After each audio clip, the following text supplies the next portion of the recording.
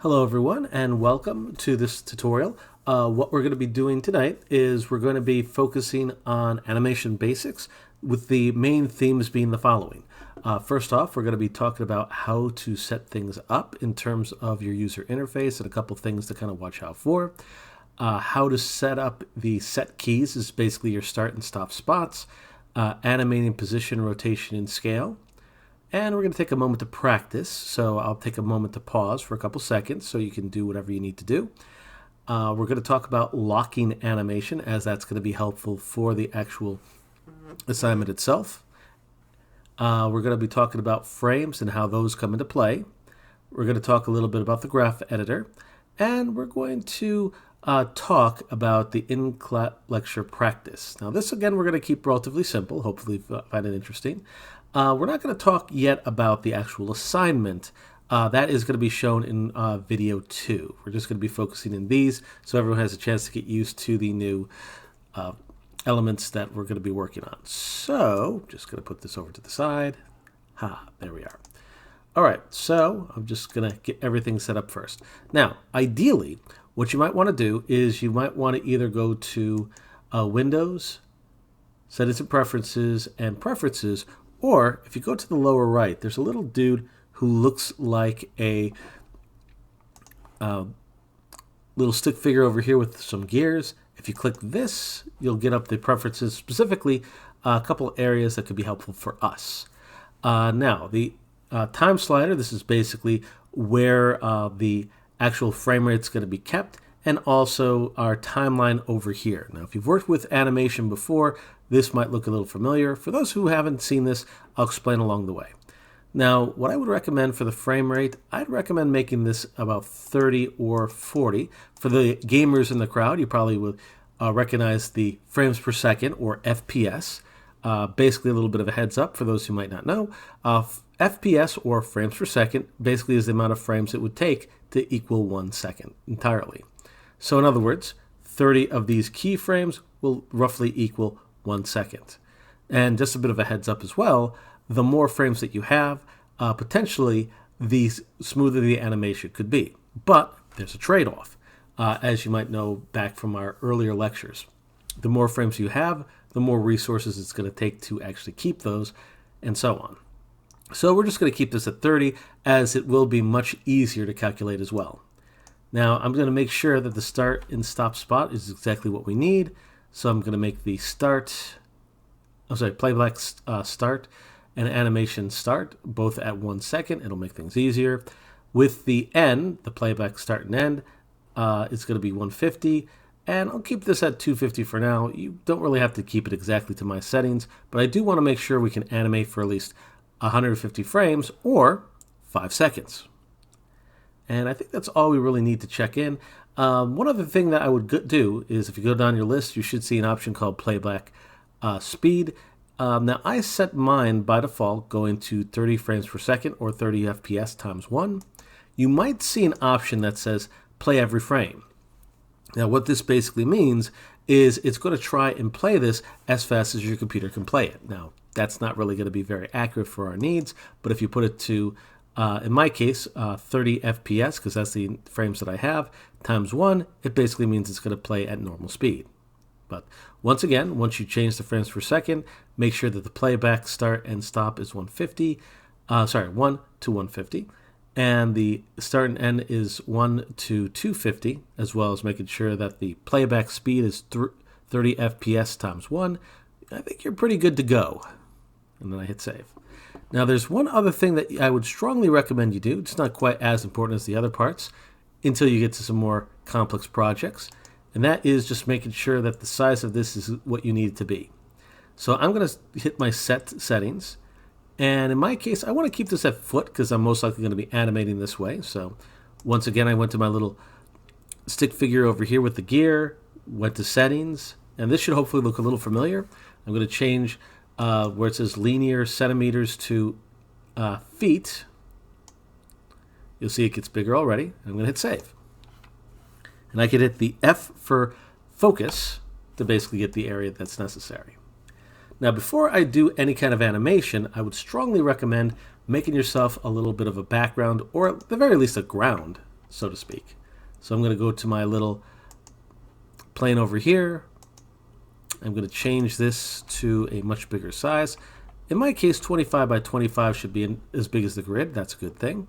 The reason why I like doing this as well is to make sure that whatever I'm going to be animating doesn't go through a floor. So even if it's just a small space like what I have over here, that's still better than just letting that go through the floor.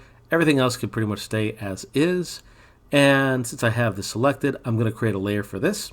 I could do so by going to my little layer section over here. This is again what's called my channel box layer editor. And while I'm here, I'm going to rename this. By clicking this area up here, I'm going to call it floor. And in the layer area, there's this little option that looks like a sphere with paper on it. Going to click this. And this should now be linked. You can check if you hit the V. Yep, that's definitely linked. And I'm going to hit this empty spot over here twice. So now it's in T for transparency mode. Now it's in R for reference mode. And that's working pretty nice for us. So in terms of what I'm going to be animating, I'm going to actually animate what I like to call the big three. Basically just making my sphere come out over here. Bringing this over. And I'm also going to create two other objects. A box and a cylinder.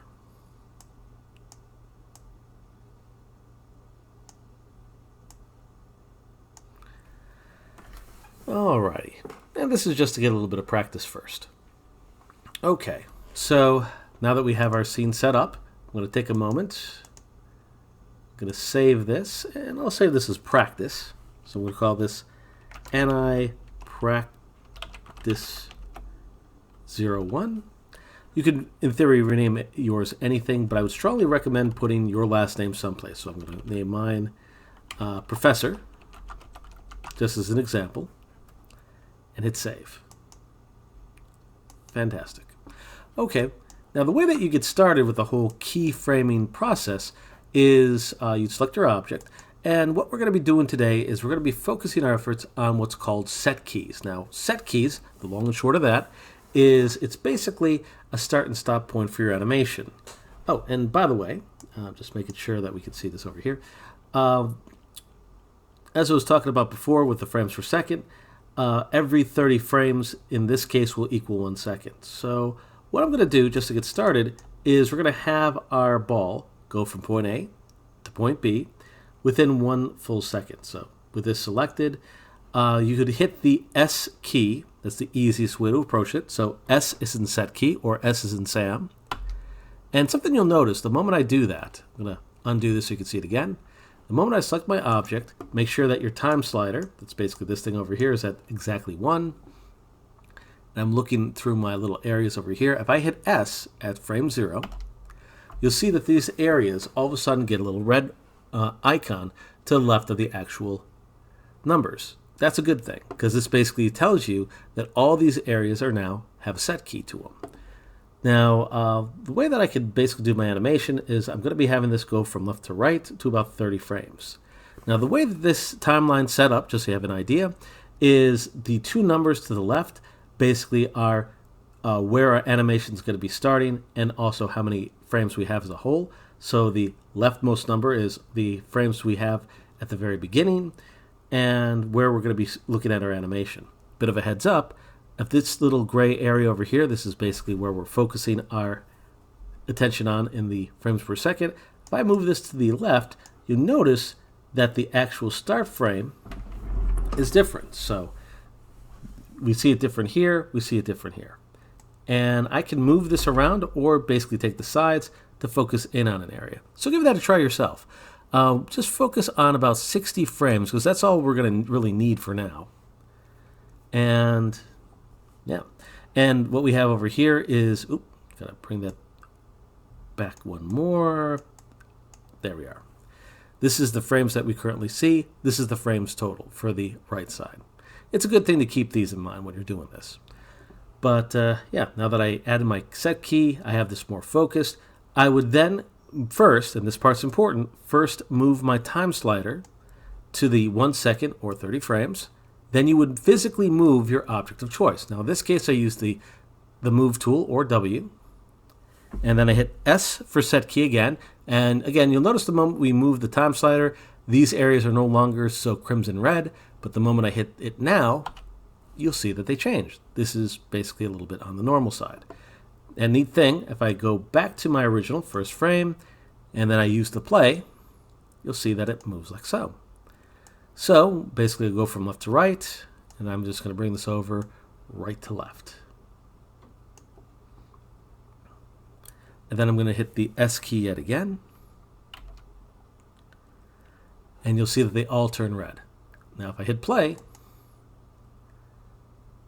it's almost like I'm playing a little bit of ping pong.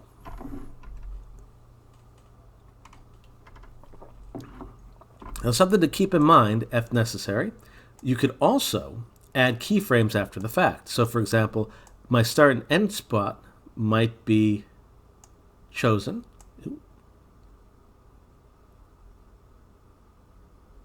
I accidentally selected that by mistake, but that's okay. What I still need is still here, thank goodness. I'll have to fix this up a little bit later. And but in terms of what I wish to do next is I can add a little bit of an extra key for the in-between. So for example, if I'm going from left to right, let's say that I want to make this more of a bounce. Well, I can go to frame 15, use the Move tool and the in between those two keyframes, and then add a set key by hitting S. And you'll notice instead of just going left and right, I'm going left and right and also a little bit of a hop to it. So if you need to add extra frames just in case, you can do that. So I'll repeat that one more time. Between 30 to 60, that would be frame 45. And once again, I'm moving this straight up. Hit S. And it's like I'm bouncing back and forth. This potentially could be a good thing. Okay. Now, not only can I use the move for this, but I can also use the rotation if necessary as well. So I'm going to take my little cube. This is the reason why I chose this one, by the way. And I can basically scale this. Now, something that's kind of important to kind of keep in mind, like before, movement is completely based on this little gizmo we have over here. So if I was to scale the way that it is right now,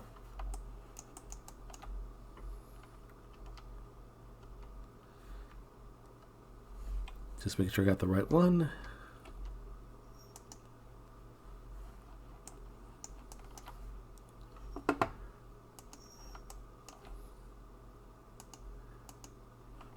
Then it's going to rotate in whatever view you have. Now, if you try to use the insert button, or alternatively, I think you could actually use the D key as well. You can actually move the pivot point to basically put it wherever you wish. I find that PC does this a little easier because you can just hit the insert key to move this. But the reason why I'm moving this at all is because I am going to actually have this rotate. And I'm kind of putting this in the middle the best I can. Or actually, just put this over here instead. There we are. And then when I hit D again, this should put it back to normal. So now if I rotate this, it should actually rotate in a pretty interesting way. So once again, go into my first frame, hit S as your start key, and then I'm going to go to frame 30, and I'm going to rotate this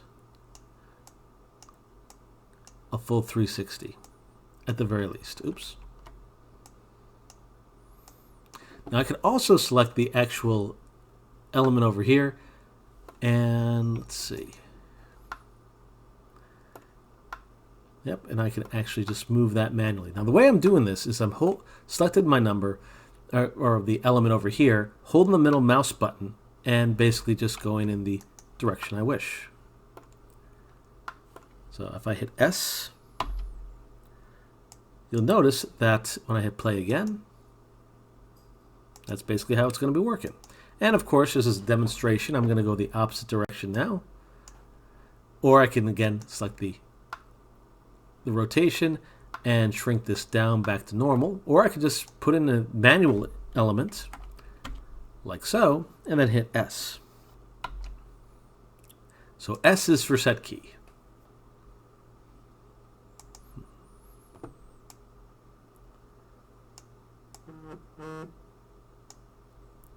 So I'm going to try and put this back to 0. Hit S. You might have to select this again, by the way. Perfect. Let's try this again. Going back and forth like this. So just as a little bit of something to kind of just show how this would work. The final one, once again, is going to be our cylinder over here. And what I'm going to do is I'm going to have that scale. Now again, if you want to, if you hit the D as in delivery,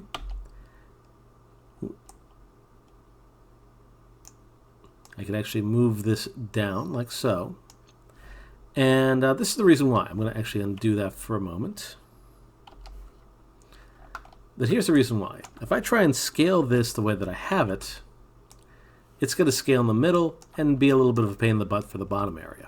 But if I hit D, move this down to the bottom area like so, that looks good. Hit D again, I can use the scale and scale like this. Now, while this might have some limited use, there are going to be some situations if you can move the pivot point by using, once again, D as in delivery, you can scale certain things a lot easier, and this is definitely one of those moments. So let's actually animate this, because we've animated everything else so far. So frame 0, hitting S. And actually, before this, I want to actually show you something else. If a person wants to, for the keyframes, because at this point we've basically been taking a moment to key certain objects, elements, although we're only really moving certain spots of our object. So for this one, we've been using the translate X, Y, and Z. Again, X goes side to side, Y goes up and down, Z goes forward and back. Same thing with the rotate. But just something to kind of keep in mind, when we use S for set key, that's pretty much going to keyframe everything that's here.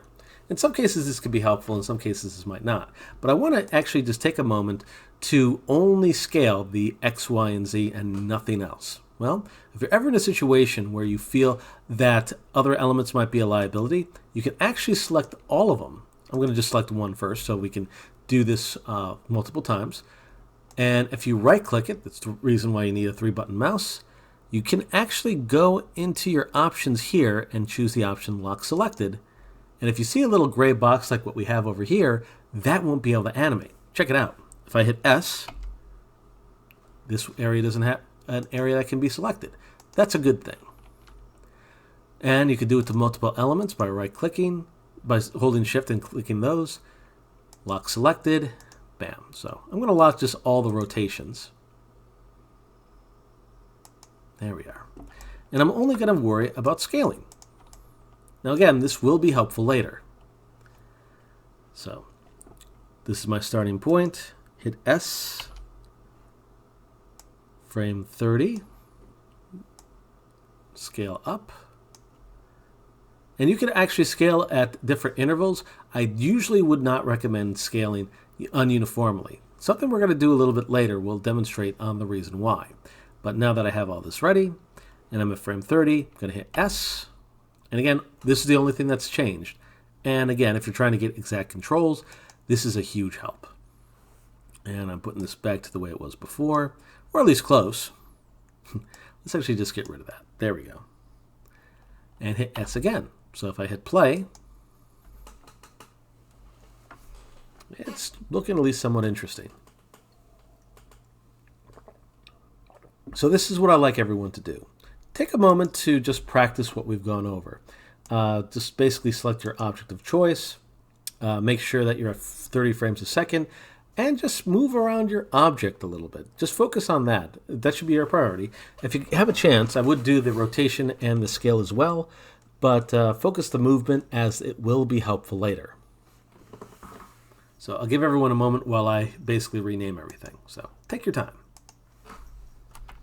Of course, since this is a video, you can always pause it.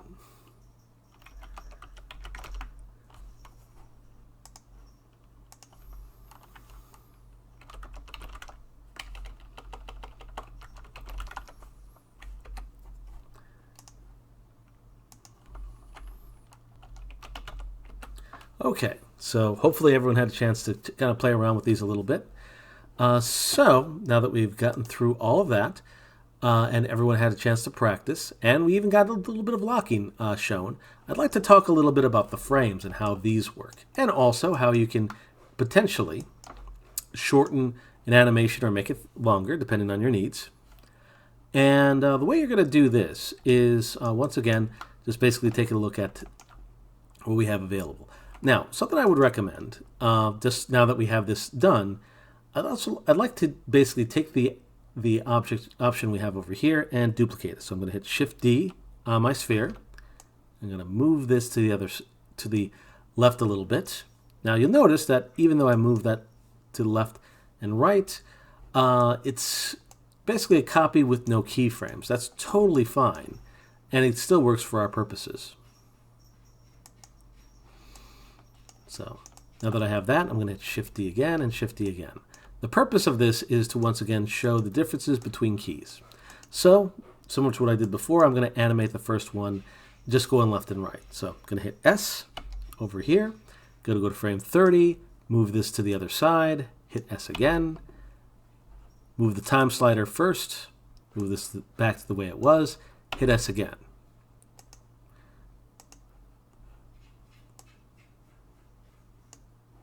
Let's see here.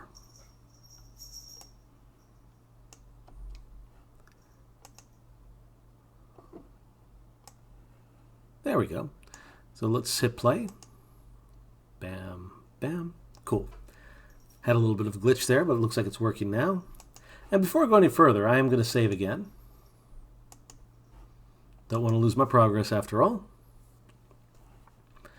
And again, this is basically with the assumption that with every side that you're going to, that it's only going to take 1 second. But what if you want to make it less than a second? Well, check this out. And remember this kind of phrase. When you're working with keyframes, the more frames you have, the slower it's going to be. Likewise, the less frames there are, the faster it's going to be. So again, if I'm going left and right within a full second, let's see how it looks with half. Selecting this, hit S, going to frame 15 because that's about the halfway point. Bringing this over, hit S, going to 30. Bringing this over, hit S, and you'll notice how much faster that new frame is. So again, more frames mean slower, less frames mean faster. And if you need proof, and this will also give me a chance to expand my time slider here for a moment, selecting this, adding S for set key, going to frame not 30 this time, but I'm going to a full 60, and now I'm just bringing this all the way over.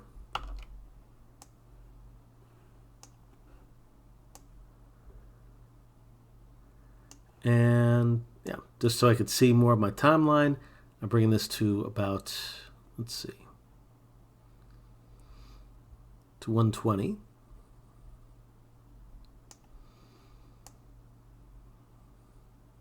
Yep. Perfect. I'm going to bring this over to the other side, hit S. And again, the moment I play this, this is going very slowly, but very surely, to each side. Now again, depending on the kind of keyframes you need will determine on if you want to choose this or another one.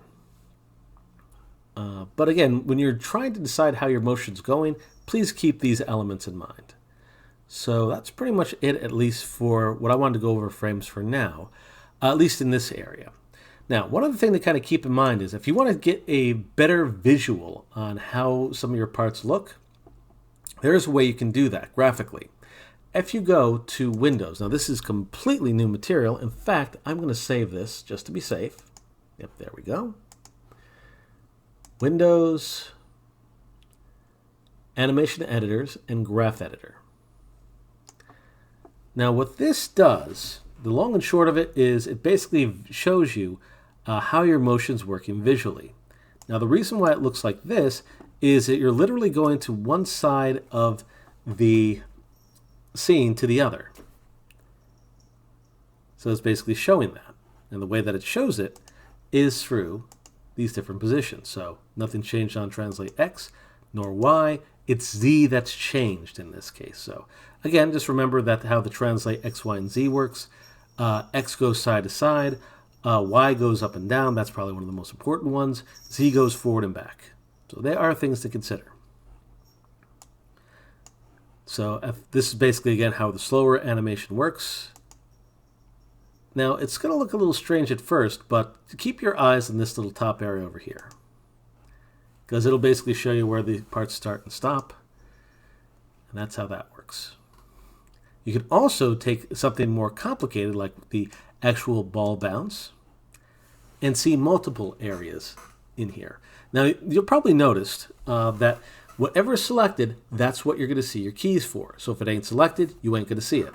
Of course, you could try to select multiple ones, but good luck with that. It's going to start getting very complicated very quickly. I usually recommend, if possible, keyword is if possible, focus on one thing, and then you can do the others. So, okay. Now we're going to be getting back to this a little bit later for some more complex elements. But one thing that's going to be helpful later on that I do want to at least discuss a little bit, and it's going to be very helpful right now, is changing the way your keys are done. Now, what that basically means is, by default, your keys are going to be done in an arc-like fashion, like so. Basically, again, when we're going up and down, it basically kind of bounces in that very unique way. And by the way, I can already see that if I want to make these the same, this little point has to go up. Again, each of these little dots is a representation of your keyframes. So it is something to consider. With the left number, with these two numbers over here, left is basically the frame that you're on and the value that you're on over here. So let's see, just double checking just to make sure. Yep, that's pretty much it, although I went back a little bit. Perfect. And this is how high it goes off the ground. So things to kind of remember when you're working with this. Now, other things that you could do, in fact, if I want to make this bounce a little bit more realistic, I can, instead of having this curve, I can change it to exactly a little bit of a bump by using an option called linear. So what we have here is something that's a little bit more smooth. You can get that by selecting the little A option that we have over here. Hopefully everyone can see. I'm going to double check. Yep. And if you choose one called linear, now it looks like this one over here, you can take all these curved elements by clicking and dragging, using the linear option over here, and it turns them into exact corners. Now, I'm sure that a person might be asking, why would we want to change it like this?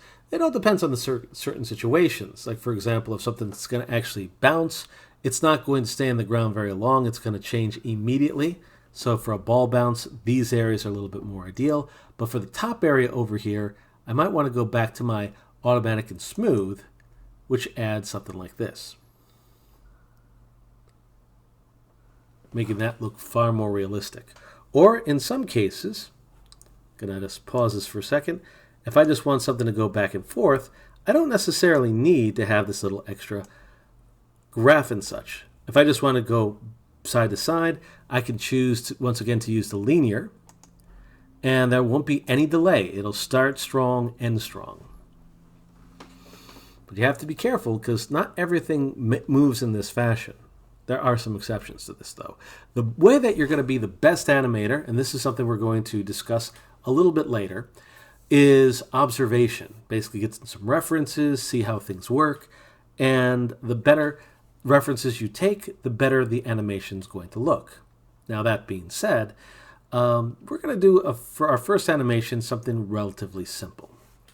So I'm just going to pause all of this, and I'm going to turn this off for now. Now, what I would say, just so you can keep all this, even though this is just practice, I always like to keep my practice for posterity, or even something as simple as reference before. Click this and just turn this invisible. Awesome. So, let's see. I think we got through most of the stuff that we need to get, and we're still doing pretty good on time, about 30 minutes in. So let's actually get into a little class exercise. All right. Now the class exercise we're going to be doing is we're going to be basically doing a game of Pong, a very simple game of Pong, but still effective. Now, for those who don't know what Pong is, well, it probably means that you were born before the 80s or 90s or 2000s, and that's totally fine. But if you want to get some examples, this is what Pong is. It's basically electronic table tennis.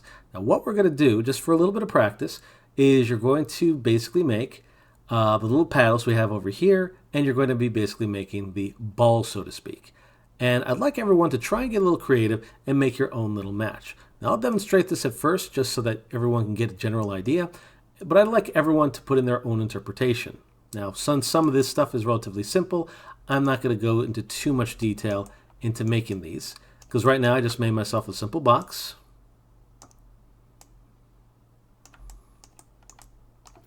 And I'm just going to make this a little bit wider.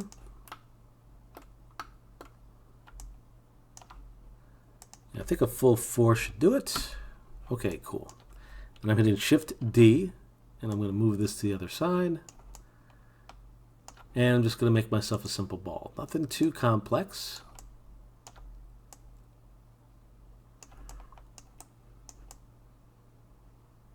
Cool.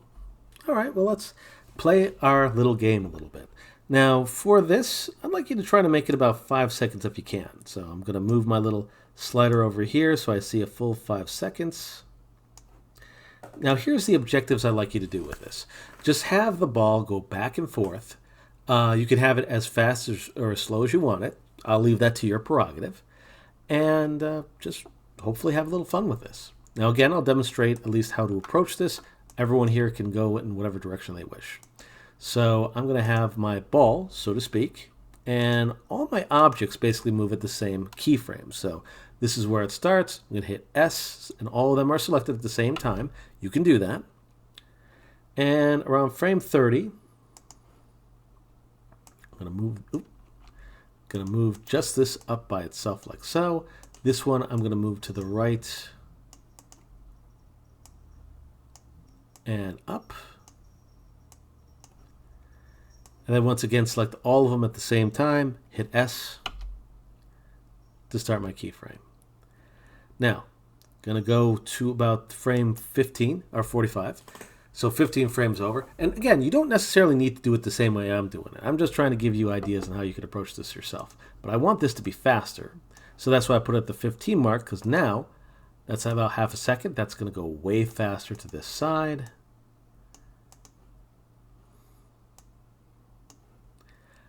And selected all of them at the same time, hitting S. So let's see how this looks so far. Hit and play.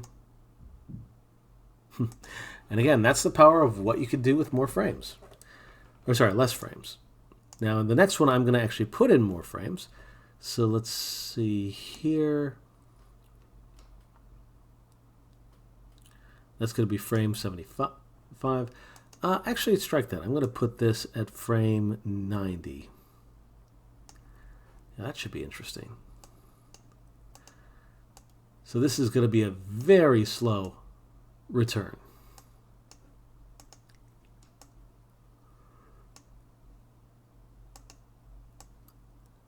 There we are. I'm going to move this down a little bit. Oops. Remember, Control-Z is your friend. If anything else you learn from me, Control-Z is your friend. And again, it's not a bad idea, once your keyframes are in place, and only after your keyframes in place, test out your motion, see how it looks. So frame 90, I'll have this person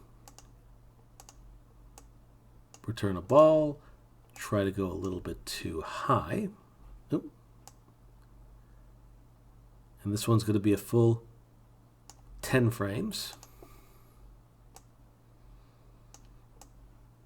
But I ain't going to get getting through. This person was very silly trying to exploit that weakness where there was no weakness. So it's going to go up like so to basically show how much of an impact this person's having. And then this person's going to take about half a second, that's 15 frames, to just go off the screen. So this one's going all the way down.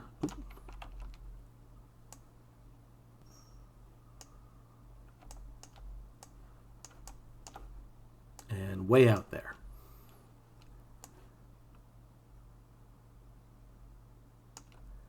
And I'm going to hit S for that area.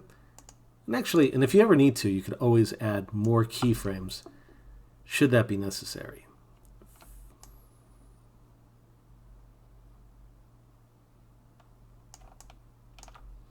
So this way it almost looks like he's about to save it, but doesn't. I might want to just move this up a little bit.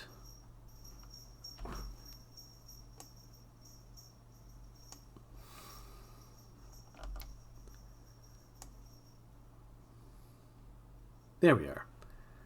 And this way I'm going to also have a moment where the audience can kind of catch their breath. So let's see how this looks. Now that is one intense Pong game. But we're not quite done yet. There's one last thing I'd like to do.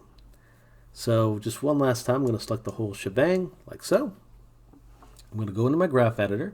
And if I want this to look more like traditional Pong, I don't want there to be any kind of slowdown when the paddles hit. So once again, I'm going to go to Windows, Animation Editors, Graph Editors. And as you can see, there's a lot of curves in each of these. So not necessarily bad depending on the motion you're trying to get, but in this case it's something more robotic, so or basically digital. So we definitely want these to be a little bit less curvy at the top and go into what's called linear mode. So this way it basically moves a little bit more like actual Pong. And that's basically what we want. Now, as I said before, I would like everyone to try and get creative with this assignment, but because this is going to be an in-class assignment, the good news is this is going to be a relatively simple one. Just try and replicate this with your own take the best that you can. If you want to do things like twist the paddles so that there's a bit of a spin, you could do that. If you want there to be a different ending, you could do that. Feel free to be creative. Just try to keep it to PG-13. But in all seriousness, this is an opportunity for everyone to practice before getting into the assignment. Once you have had a chance to practice this Pong, you can actually end this for today. But make sure, again, each time that you make a movement, you hit the S key and make sure that your actual timing, or should I say your place in the frames over here, is done first. If it's done out of order, you potentially will lose the time that you changed for stuff for your animation. So again, for something as simple as geometry, that's not a big deal, but that can be a problem later. So we're going to just end this for now.